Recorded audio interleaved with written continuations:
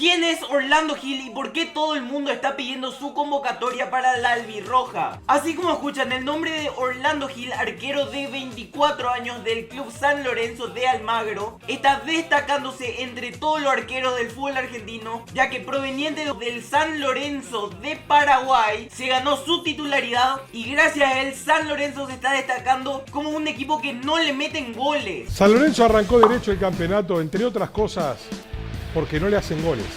Y lo hace con un arquero que nadie tenía en los planes. Haciendo hasta un partido increíble contra River Plate. ¿Y de dónde salió Orlando Gil? Un arquero que inició su carrera en el club San Lorenzo. Tras una lesión del arquero titular del club San Lorenzo, tuvo su oportunidad y fue titular indiscutible después de todo lo que le salvó al club de Almagro. Ahora hasta los argentinos le están diciendo el Courtois paraguayo, por la semejanza que tiene en la altura y cómo ataja. Un arquero que tiene un futuro muy prometedor y que por sus 1.98 metros de altura y pone demasiado. ¿Y ustedes creen que tiene nivel como para ser el titular de la selección paraguaya o por lo menos ser convocado? Y por favor les pido que me vayan a seguir a mi Instagram @el.samber, les voy a agradecer demasiado.